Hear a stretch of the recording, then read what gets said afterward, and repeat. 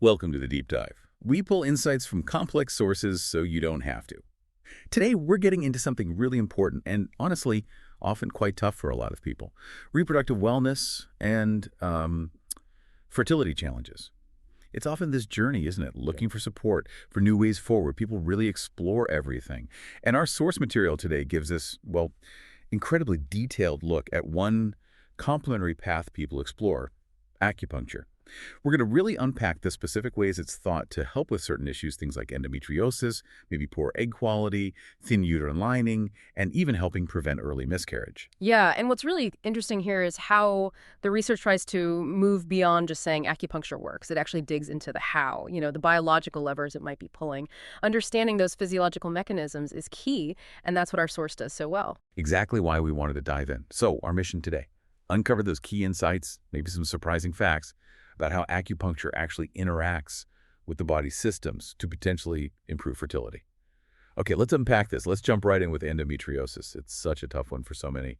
Just quickly, it's when tissue that's like the uterine lining grows where it shouldn't outside the uterus, causes a lot of pain, inflammation, and yeah, it can make getting pregnant really hard. So given how complex that is, how does acupuncture fit in? What's maybe a surprising angle beyond just, say, pain relief? Well, it's definitely more than just pain relief, though. That's a big part. It's really a multi-pronged approach. With endometriosis, the primary aim is to ease that pain and swelling. But by doing that, by tackling those core issues, the thinking is it creates a more supportive environment inside, potentially better for conception or for a pregnancy to take hold. Okay, so how does it do that? What are the mechanics? Right, so there are several specific mechanisms researchers are looking at. First, for pain. Acupuncture seems to trigger the body's own natural painkillers. We're talking endorphins, adenosine, GABA, even the body's own opioids. Huh. So it actually ramps up your pain tolerance. Exactly. It makes you less sensitive. Plus, it seems to reduce specific things in the belly fluid that cause pain, like prostaglandins and nerve growth factor. Interesting. What about the inflammation side? Yeah, so for inflammation, it looks like acupuncture can lower key inflammation signals. Think of them as messengers shouting inflammation, things like IL-1 and TNF-A. It also seems to reduce certain hormones that kind of fuel that swelling, and that might actively help shrink those misplaced endometrial growths. Okay. Shrinking the growths, that's significant. And then there's hormone control. This is important because endometriosis is often fueled by estrogen. So a key insight is that acupuncture might actually help lower estrogen levels in the blood. Which would slow down the growth of that problem tissue. Precisely. And the source also mentions it can reduce a blood marker, CA-125, which doctors sometimes track with endometriosis. Right.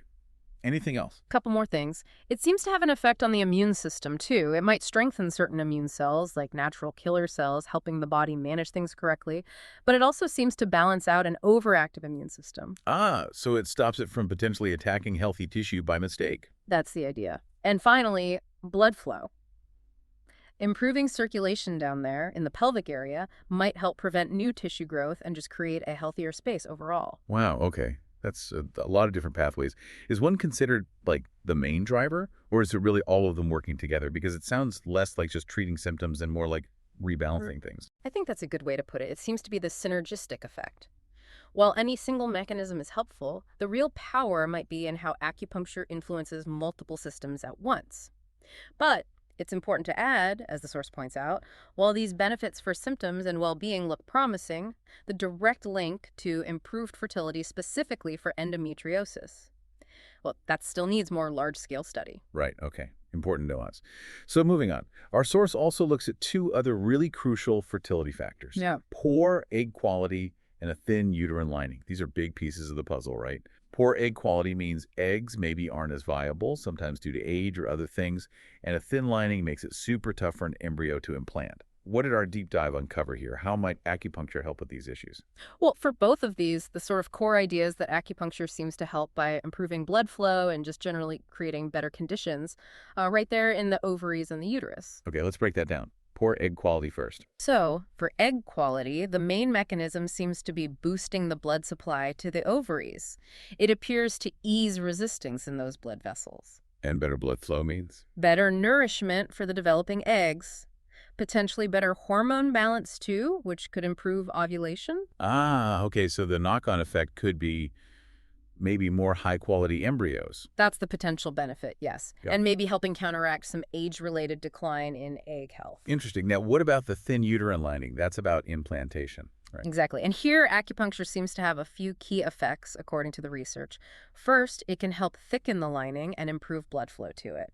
It seems to relax the uterine blood vessels. Make it thicker. Yeah. The source mentions an average increase of around 0.41 millimeters in some studies, which might not sound like a lot, but in this context, it can be significant. Okay.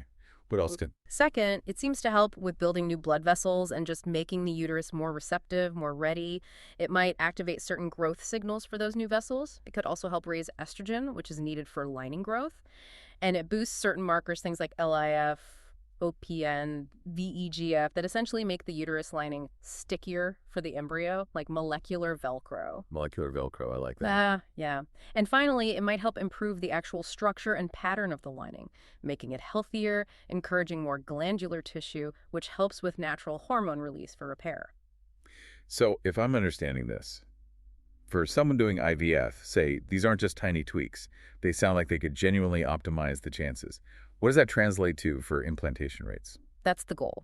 By tackling these specific issues, egg quality, uterine receptivity, the idea is that these changes could potentially raise both pregnancy and implantation success rates during IVF cycles.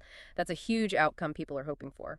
Absolutely critical. Okay, so our final section tonight deals with something really sensitive, miscarriage prevention. Specifically after transferring a chromosomally normal or euploid embryo, even when you know the embryo is healthy, those first few weeks are nail-biting. So much anxiety. How does acupuncture potentially offer support during that really fragile time? You're right that anxiety is immense, even with normal embryos. The idea here is that acupuncture might help support the body during those critical early weeks, when implantation is happening, when the pregnancy is trying to establish itself. What are the mechanisms there? Okay, first off, hormone balance again, but specifically fine-tuning the body's stress response system, the HPA axis.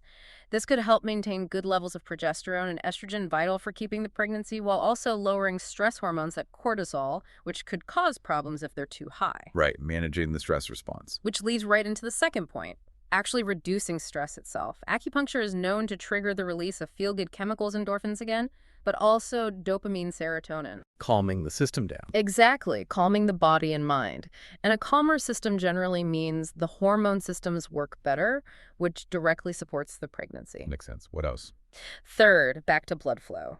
By helping relax the nervous system, it can widen blood vessels. Better blood flow to the uterus and ovaries means stronger implantation, a more robust environment for that early development. Okay, hormones, stress, blood flow, anything on the immune side. Yes, that's crucial too. Immune and inflammation control. It might help balance the immune system so it doesn't mistakenly view the embryo as foreign and try to reject it. Creating tolerance. Right. And it also seems to reduce inflammation generally. The research cited in our source actually suggests a potential reduction in miscarriage risk in SAW studies by up to 43%, which is pretty significant. 43%. Wow, that's a striking number. It is. And finally, just overall body support, kind of adjusting that brain-body connection to create the most welcoming uterine environment possible for that embryo. It really is amazing when you lay it all out like that. The sheer number of ways it seems to interact with the body, especially during such a critical window. It's not just one magic bullet, but this whole cascade of supportive changes working together. So as we wrap up this deep dive, it's genuinely remarkable, isn't it? Seeing all these different ways acupuncture is described as influencing reproductive health. You know, from inflammation and pain to blood flow to hormone balance.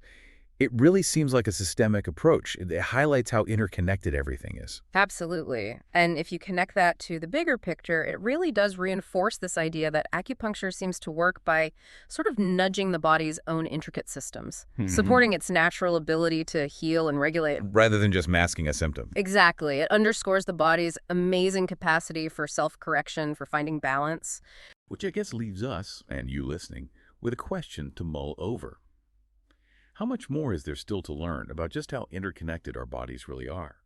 And how might interventions that seem quite subtle, maybe even ancient, have these profound system-wide effects on our overall wellness?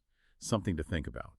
And for those of you who want to explore the source material we discussed today in more detail, it does point towards more information over at www.berkeleycenter.com.